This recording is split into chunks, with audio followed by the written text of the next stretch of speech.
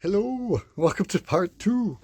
Got some kind of good news today, I think. Last few days, I put some ATF fluid, transmission fluid, basically down the spark plug holes to see if we can make sure the engine isn't maybe got any stuck rings or seized or anything like that, because the start motor is fine, but it's not turning the engine still. So, if I flip you around, ta-da, I use this handy little gadget, which I use to put oil into gearboxes, but it's basically a giant evil looking syringe with a dangly bit. And then we have this stuff, which I've never bought in my life because I don't ever use automatic, but it's an automatic transmission fluid, very different to normal gearbox oil. And what I did is I used that hose to put a little bit in each spark plug hole, which is down there in between the outtake. These spark plugs were okay. They were very black, so they were very rich. Basically, this car's been running very rich, but there's no rust, which was really good because I thought this engine had water in it and it was rusted completely through. There is some rust underneath this here, but you can't see it right now. It looks alright, to be honest. It definitely could do with a clean, but there is oil getting up here. It looks okay, so I'm going to try and see if the engine is seized now. Taking the cap off, but off the cap off, but taking the top off just so I can see if everything's moving okay. And I don't think I can do this one-handed, but I am going to try my very best on it. Right, here we go. So let's see if we can see these valves and cams move. Oh my god. We get a full rotation. That's really easy. Oh, it's getting more difficult, which is what you want. So oil pump building pressure. Well, my good god, let's go. That's amazing. Yeah, I am struggling to do this one-handed. But that is actually insane. You can see on the very back one now it's rotated up. You see where it's rusted? But I don't think it's enough. I mean, you can see. I can't believe that, guys. This was stuck solid the other day. I tried to turn this by hand. I put some of that ATF fluid in and it's done wonders. So we're going to see if this will crank now with no spark plugs in to blow out all of the transmission fluid. Yeah, that's cool. Anyway, let me take you over to see the spark plugs. So I've labelled them all here. I did have them in line.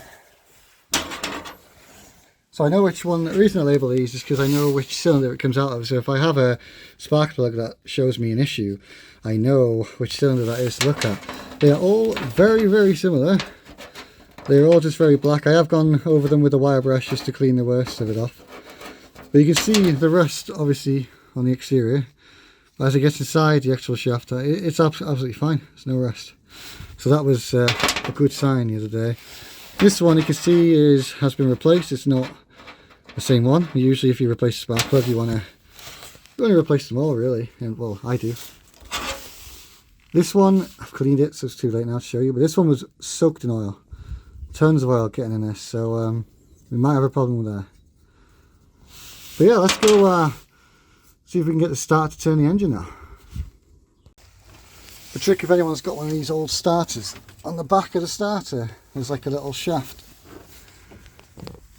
As you can see, I've got my adjustable wrench on there, and basically sometimes the starter motor will get stuck in the flywheel. You just go backwards and forwards like that, and I'll reset the Bendex so you can try again. So that's what we're going to do.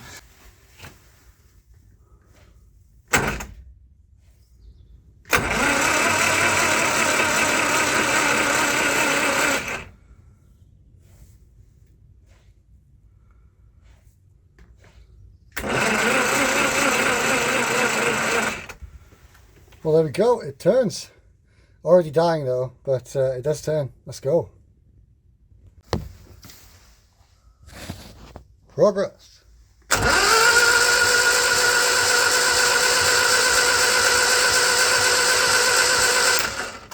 Hello. So it's been a long time since the last clip and a lot has been done.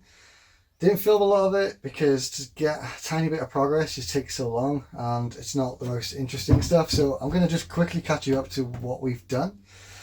So the engine was turning over in the last clip, but as soon as the spark plugs were put back in, the compression was obviously higher and the engine just wouldn't turn again. So I thought, right, let's see if there's not enough power getting to the starter. So I redid all the main battery cables. So we put new positive and negative, you know, the main 6 gauge cable throughout the vehicle. Got more power, but not quite enough. We rebuilt the starter again because I found I basically put one of the insulated washers in the wrong place, so there could have been a leak to ground, so redid that. Still not great. What else? I've got a little note here to read through. So yeah, we replaced the battery cables. Oh yeah, redid all the air straps on the vehicle, making sure they were all good. This door is digging into me. Stay open. And it's probably going to snap my leg off in a minute. Stay. But anyway, so eventually after fiddling around, we did manage to get the starter to turn the engine over fast enough to probably get the engine started. These engines do sort of turn over a lot slower than sort of more modern vehicles, so I was happy with it in the end. So then we tried to see, you know, if we got spark, and we did not. So I do have this thing here. This is the coil. So on old vehicles, this basically has 2 windings. One winding charges up, the second winding it shoots its load out of this a little bit here. This goes to the distributor, which distributes, as it says, spark to each spark plug on the engine. So this was not working. It was not getting any spark out of this. So we replaced this. We also replaced this. This is the resistor. This basically stops you getting 12 volts through your ignition system because that would fry your points and everything else. So this, as you can see, I don't know if you can see it, is pretty knackered. So we put a new one of them on. So new coil, new resistor. Still weren't getting spark, but we now had spark coming from the coil, so we knew that this was one step in the right place. In the middle of this, basically, I couldn't remember where the wires went. No! Because the LPG conversion, the wiring is all over the place. So that took me like another couple of days to basically figure out where everything went. Because, you know, Stupido here didn't take pictures before he took everything apart. So yeah, so new coil got spark there, and then the reason we weren't getting spark then out of the distributor was to do with points. So on old cars, you have mechanical points, basically open and close, and they break the circuit, which then causes this to shoot its load and get spark to spark plug. So new points and condenser, which is like a mini capacitor, that basically fixed it, and we had spark. So basically, one night I came home from work and the points had arrived, and I couldn't wait. So I went out in the dark to put the new points on. Hold the throttle open on this. That's the choke, and this is the throttle control. Yeah, I won't give it too much throttle. No, I'll just get the choke open. Just because it did. I wish that would stay open.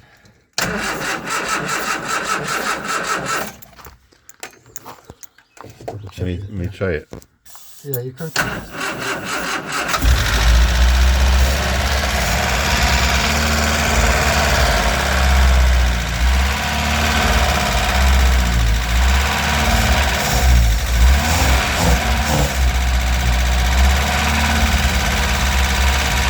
Okay, don't put too much out of it. Thailand! Don't. Straight to the art bucket seat there. 100 mile an hour, that look. No worries.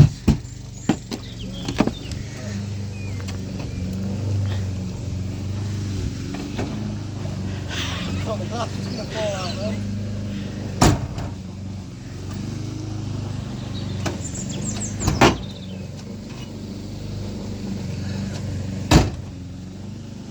I put my seatbelt on. No!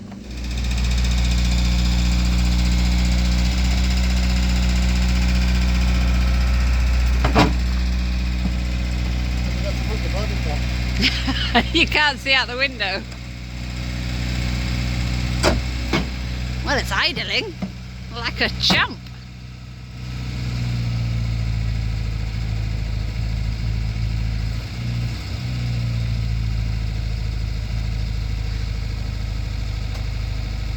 Oh my god, is it gonna move? Oh my god, she's trying to move! She's moving! She moved! She has no chocks now though.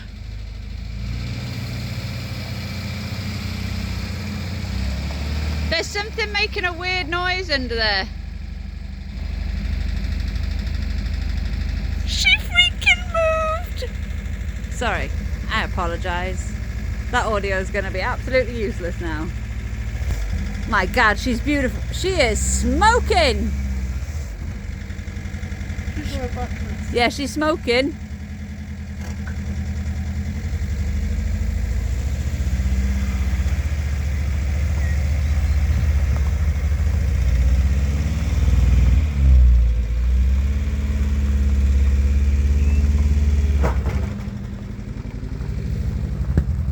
Jesus! Jesus! Look at the smoke cloud on that! Even the brakes work. What?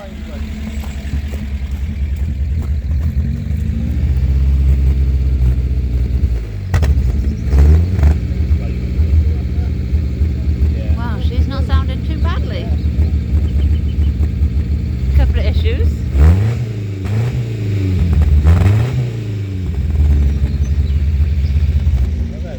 See if that smoke moves enough.